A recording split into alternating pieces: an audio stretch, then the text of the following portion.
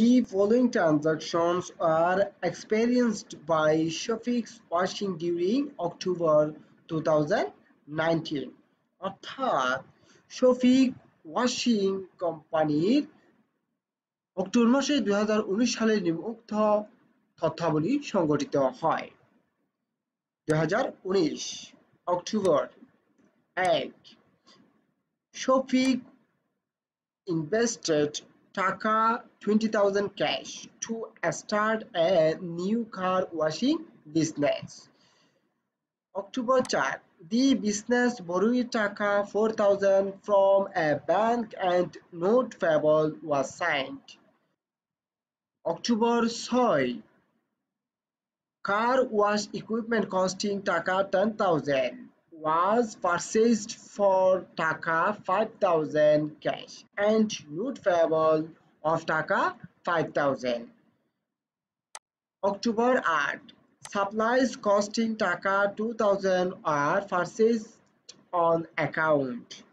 October 10 Taka 1,000 payable was made on notes payable. October 15 cash revenue of Taka 6,000 was collected. October 30 purchase equipment Taka 30,000 and sales equipment Taka 10,000 on account. October 30 purchase equipment Taka 30,000 and sales equipment Taka 10,000 on account. আবার October 30 একদিনে দুটি লেনদেন সংঘটিত হয়। October 30 rent expense of Taka 1,500 was paid for cash.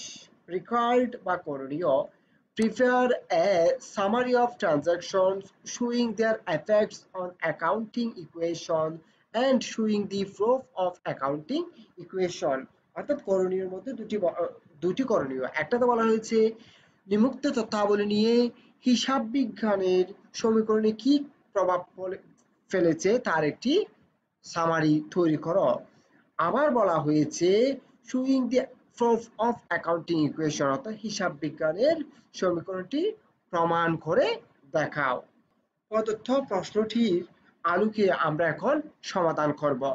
Solution সমাধান প্রথমে প্রতিষ্ঠানের নাম শফিক ওয়াশিং প্রতিষ্ঠানের নাম, তারপর হচ্ছে summary of transaction and their effect on accounting equation for the month of October 2019 সালে অক্টোবর মাসের জন্য। এবার আমরা একটি কলাম তৈরি করব। ডেট বা তারিখ, অ্যাসেটস বা সম্পদ সমান লাইবিলিটিস এন্ড অনার্স ইকুইটি, এটা হচ্ছে রিভার্স বা মন্তব্য। এটা আমরা কিভাবে সাজালাম, এটি হচ্ছে প্রথমে তারিখের কলামটি বাদে দিলাম, তারিখের কলাম বাদ দিয়ে আমরা এখানে লিখতেছি প্রথমে অ্যাসেটস সমান লাইবিলিটিস এন্ড অনার্স ইকুইটি অর্থাৎ হিসাব বিজ্ঞানের সমীকরণ সমান a সমান r প্লাস উই, টোটাল সম্পদ সমান টোটাল লাইবিলিটি এবং টোটাল মালিকানা সত্ত্ব যোগ করলে যা হবে তা সমানে সমানে হবে। রিমার্ক হচ্ছে মন্তব্য।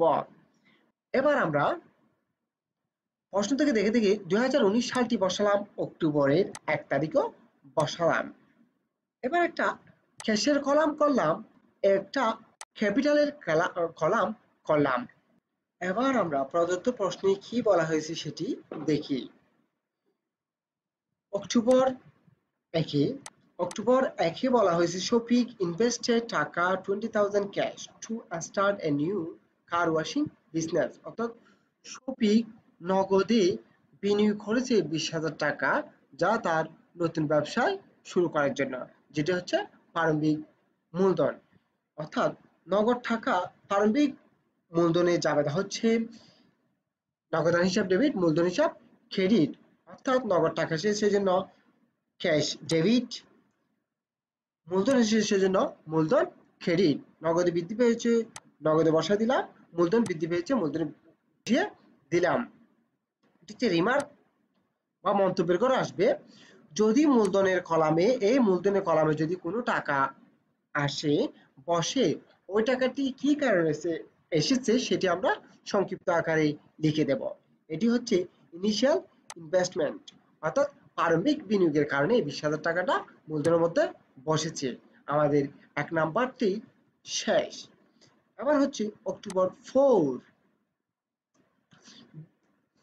the business borrowed টাকা 4,000 from a bank and note payable was signed, অর্থাৎ এই ব্যবসায়ীটি 4,000 টাকা একটি ব্যাংক থেকে ঋণ নিয়েছে, যেটি প্রদেয় বিলের মাধ্যমে, অর্থাৎ নগদ টাকা এসেছে, নগদান হিসাব ডেবিট, নোটস পেয়েবল বৃদ্ধি পেয়েছে, প্রদেয় হিসাব ক্রেডিট। তাহলে নগদ টাকা বেড়ে যাবে 4,000 টাকা। 4 তারিখে কি বসে? নগদ টাকা 4,000 টাকা বৃদ্ধি পেয়েছে। আবার একটা কলাম করে নোটস পেয়েবলে 4,000 টাকা বৃদ্ধি করে দেব। নগদ টাকা এসেছে সেজন্য নগদে বৃদ্ধি পেয়েছে, এবং দায় বৃদ্ধি পেয়েছে সেজন্য নোটস পেয়েবল বৃদ্ধি পেয়েছে 4,000 টাকা। শেষ।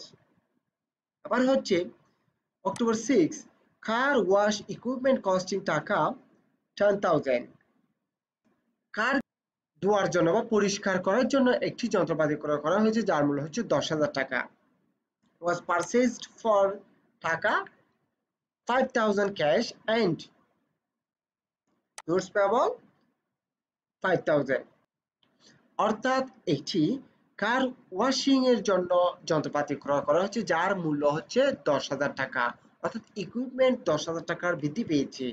কিন্তু এখানে টাকাটা পরিশোধ করা হয়েছে নগদে 5,000 টাকা নগদ থেকে চলে গেছে, এবং নোটস পেয়েবল 5,000 টাকা বৃদ্ধি পেয়েছে, কারণ নোটস পেয়েবল দেয়া হয়েছে, একটি 5,000 টাকার নোটস পেয়েবল ইস্যু করা হয়েছে।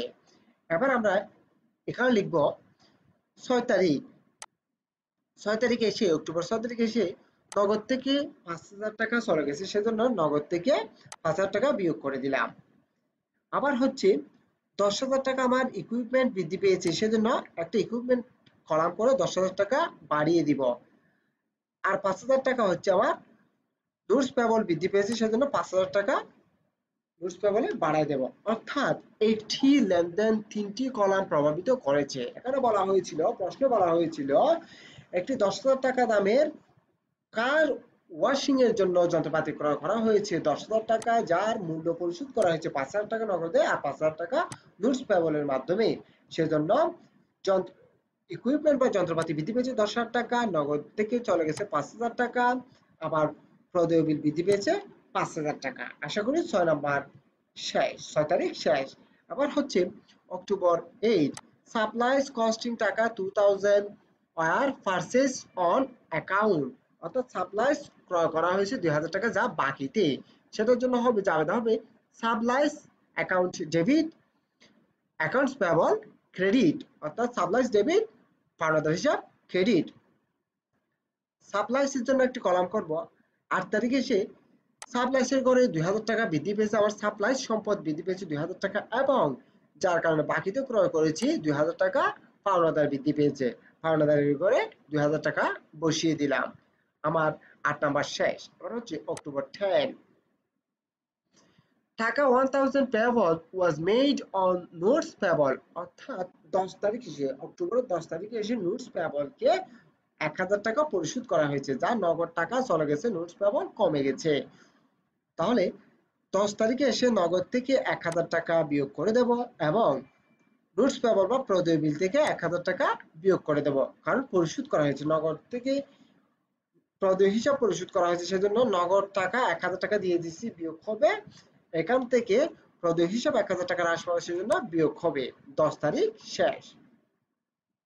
15 তারিখ, অক্টোবর 15 তারিখ, ক্যাশ রেভিনিউ অফ টাকা 6,000 ওয়াজ কালেক্টেড, অর্থাৎ 6,000 টাকা সার্ভিস রেভিনিউ নগদে গ্রহণ করা হলো। নগদ টাকা বৃদ্ধি পেয়েছে, সেবা প্রদান করে নগদ টাকা পাওয়ার কারণে আমার নগদ টাকা বৃদ্ধি পেয়েছে 6,000 টাকা, এবং আয় হয়েছে যেটা আমরা মালিকানা সত্ত্বকে প্রভাবিত করবে, আয়টি মালিকানা সত্ত্বে বৃদ্ধি পাবে। এখানে মন্তব্যের করে একটি লিখতে হবে সার্ভিস রেভিনিউ, কারণ এই 6,000 টাকাটি মূলধনের করে কেন এসেছে, এটা হচ্ছে সেবা প্রদান করে আয় করার কারণে মূলধন বৃদ্ধি করেছে, যার কারণে 6,000 টাকা ক্যাপিটালের কলামে হবে, এবং সেবা প্রদান করে নগদ টাকা পেয়েছি, সেজন্য নগদের কলামে 6,000 টাকা বৃদ্ধি পাবে। 15 তারিখ শেষ। 30 তারিখের সমস্যাটি দেখব। অক্টোবর 30 পারচেজ ফার্নিচার টাকা 30,000 and sales furniture টাকা 10,000 on account। অর্থাৎ এখানে বলা হয়েছে 30,000 টাকার ফার্নিচার ক্রয় করা হয়েছে নগদে এবং ওই 30,000 টাকা থেকে 10,000 টাকার ফার্নিচার বিক্রয় করা হয়েছে বাকিতে, যার জন্য দুটি লেনদেন 30 তারিখে দুটি লেনদেন প্রভাবিত হয়েছে। একটি হচ্ছে ফার্নিচার হিসাব ডেবিট, আসবাবপত্র হিসাব ডেবিট, নগদান হিসাব ক্রেডিট 30,000 টাকা। আরেকটি হচ্ছে বিক্রয়ের কারণ হচ্ছে নগদান নগদান হিসাব ডেবিট, ফার্নিচার হিসাব বা আসবাবপত্র হিসাব ক্রেডিট। কিন্তু এখানে বলা হয়েছে অন অ্যাকাউন্ট বা বাকিতে, সেজন্য হবে account receivable debit furniture credit 10,000 টাকা। এখন আমরা প্রদত্ত প্রশ্নটি সমাধান করি। 30 তারিখ লিখলাম 30,000 টাকা নগদে ফার্নিচার ক্রয় করার কারণে 30,000 টাকা নগদ থেকে চলে গেছে এবং ফার্নিচার বৃদ্ধি পেয়েছে 30,000 টাকা। আরেকটি লেনদেনে বলা হয়েছে 10,000 টাকার সমপরিমাণ ফার্নিচার বাকিতে বিক্রয় করা হয়েছে, যেটি ফার্নিচার থেকে 10,000 টাকার ফার্নিচার কমে গেছে এবং বাকিতে বিক্রয়ের কারণে 10,000 টাকার অ্যাকাউন্ট রিসিভেবল বৃদ্ধি পেয়েছে। এটা অ্যাকাউন্ট রিসিভেবল কলামে বাড়িয়ে দিলাম। 30 তারিখ শেষ। আরেকটি 30 তারিখ আছে অক্টোবর 30 rent expense of টাকা 1,500 was paid for cash। অর্থাৎ আবার 30 তারিখে বলা হয়েছে ভাড়া প্রদান করা হয়েছে 1,500 টাকা নগদে, নগদ থেকে চলে যাবে এবং মালিকানা সত্ত্ব থেকে কমে যাবে। সকল প্রকার ব্যয় নগদ মূলধন থেকে বাদ যাবে। এখানে 1,000 টাকা ভাড়া প্রদান করার কারণে নগদ থেকে চলে গেছে এবং এখান থেকে মূলধনের কলাম থেকে 1,000 টাকা চলে গেছে। এখানে একটা কারণ লিখতে হবে রেন্ট এক্সপেন্স, ভাড়া খরচ। এখানে মালিকানা সত্ত্বে এই মূলধন কলামে বসবে সকল প্রকার আয়, সকল প্রকার মূলধন, সকল প্রকার ব্যয়। মূলধন বৃদ্ধি পেলে যোগ করব, হ্রাস পেলে বিয়োগ করব। এখানে আয় হয়ে যদি আয় হলে যোগ করব, বিয়োগ হলে বিয়োগ করব। আশা করি শেষ। আমাদের অক্টোবর 30 তারিখ পর্যন্ত সমস্যাটি শেষ। এখন আমাদের যোগ বিয়োগের কাজ। এখানে নগদে এটি হচ্ছে 20,000, 4,000, 24,000, 24,000, 6,000 হবে 30,000। এই টোটাল প্লাসের চিহ্ন আছে হচ্ছে 30,000 টাকা আমার জমা। 5,000 মাইনাস 1,000, 6,000, 36, 36, 1, 37। আমার মোট জমা আছে কত? 30,000 টাকা। কিন্তু আমার বিয়োগ করতে হবে, আমার পাওনাদার হচ্ছে 37,000 টাকা। তাহলে 37,000 টাকা যদি 30,000 টাকা দিয়ে দিই, আমার আরো 7,000 টাকা মাইনাস ফিগার থাকবে। নগদের কলামে 7,000 টাকা মাইনাস ফিগার থাকবে। এখানে হচ্ছে একটা টাকা অ্যাকাউন্ট রিসিভেবল 10,000 টাকা প্লাস সাপ্লাইস 2,000 টাকা প্লাস ফার্নিচার 30,000 টাকা থেকে 10,000 টাকা চলে গেলে প্লাস হচ্ছে 20,000 টাকা। 10,000 টাকা ইকুইপমেন্ট, 10,000 টাকা ইকুইপমেন্ট শেষ। আবার এখানে এসে অ্যাকাউন্টস পেয়েবল 2,000 টাকা প্লাস ফিগার 2,000 টাকা। নোটস পেয়েবল 4,000 আর 5,000 হচ্ছে 9,000 টাকা মোট নোটস পেয়েবল। এখান থেকে 1,000 টাকা পরিশোধ করা হয়েছিল, বাদ দিলে হয় 8,000 টাকা প্লাস ফিগার। ক্যাপিটালের করে 20,000, 6,000, 26,000, 26,000 টাকা থেকে যদি 1,000 টাকা চলে যায় তাহলে হবে প্লাস ফিগার 25,000। আবার আমরা সব টাকাগুলো যোগ করি। প্লাসের করে আছে 10,000, 2,000, 12,000, 20,000, 32,000, 10,000, 42,000। 42,000 টাকা যদি 7,000 টাকা চলে যায় তাহলে হবে 35,000 টাকা টোটাল। এদিকে হচ্ছে 2,000, 8,000, 10,000, 25,000, 35,000 টাকা টোটাল। আমরা হিসাব সমীকরণের মধ্যে এদিকেও 35,000, এদিকেও 35,000 মিলে গেছে। আমাদের এটা শেষ। Summary of transaction showing their effects on accounting equation। অর্থাৎ হিসাব সমীকরণের লেনদেনগুলোর প্রভাব দেখিয়ে সামারিটি শেষ। আবার এখানে বলা হয়েছে and showing the proof of accounting equation। হিসাব বিজ্ঞানের সমীকরণটি প্রমাণ করো। a সমান l plus u। proof accounting equation হিসাব সমীকরণ প্রমাণ। we know আমরা জানি অ্যাকাউন্টিং ইকুয়েশন হিসাব সমীকরণ সমান অ্যাসেটস সমান লায়াবিলিটিস প্লাস অনার্স ইকুইটি। আমরা জানি সকল প্রকার সম্পদ সমান সকল প্রকার দায় প্লাস মালিকানা সত্ত্ব, অর্থাৎ সম্পদ সমান মালিকানা সত্ত্ব সাথে যদি দায় যোগ করা হয় তাহলে সম্পদ সমান হবে দায় এবং মালিকানা সত্ত্ব। এখান থেকে আমরা দেখে দেখে লিখবো, সম্পদের পাশে যেগুলো আসে সেগুলো লিখবো এবং সমান দিয়ে দায়ের পাশে যেগুলো আছে সেগুলো লিখবো। এখানে সম্পদের করা আছে ক্যাশ যোগ অ্যাকাউন্ট রিসিভেবল যোগ সাপ্লাইজ যোগ ফার্নিচার যোগ ইকুইপমেন্ট সমান হয়ে অ্যাকাউন্টস পেয়েবল যোগ নোটস পেয়েবল যোগ ক্যাপিটাল। এই নামগুলো লিখলাম আমরা কোথা থেকে, যেখান থেকে শিরোনাম cash account receivable supplies furniture equipment এগুলো সম্পদের পাশে লিখলাম যোগ দিয়ে। আবার accounts payable notes payable capital এগুলো আমরা দায়ের পাশে লিখলাম সমান দিয়ে। আবার আমরা এখান থেকে দেখে দেখে টাকাগুলো লিখবো।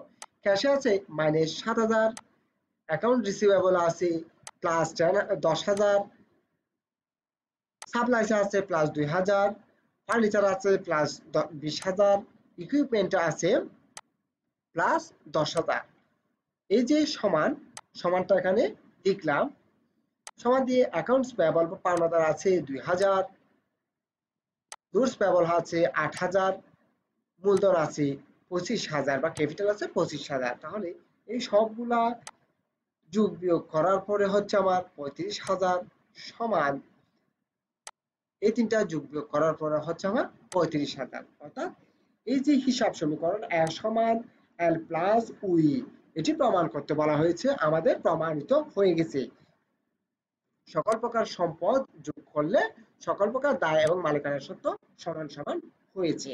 আশা করি আমার প্রদত্ত সমস্যাটি ভালোভাবে সমাধান করে দিয়েছি। আশা করি প্রদত্ত সমস্যাটি আপনারা ভালোভাবে বুঝতে পেরেছেন। যদি কিছু জানার থাকে, আরো বেশি কিছু জানার থাকে, আমার কমেন্ট বক্সে জানিয়ে দেবেন। যদি সবার আগে আমার অনলাইন ক্লাসটি পাওয়ার জন্য আমার চ্যানেলকে সাবস্ক্রাইব করবেন, শেয়ার করবেন, লাইক করবেন, কমেন্ট করবেন, বন্ধুদেরকে জানিয়ে দেবেন। ভালো আছেন, ভালো থাকবেন। আসসালামু আলাইকুম।